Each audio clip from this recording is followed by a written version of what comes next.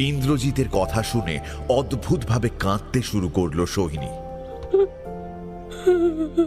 ছোট বাচ্চার মতো কাঁদতে থাকে।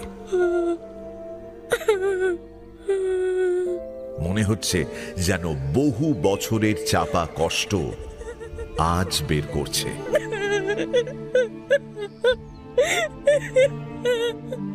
ওই অতীতটা নিয়ে আমি আর ভাবতে চাই না। ওই অন্ধকার স্মৃতিগুলো না খুব ভয়ঙ্কর। আমার খুব কষ্ট হয়।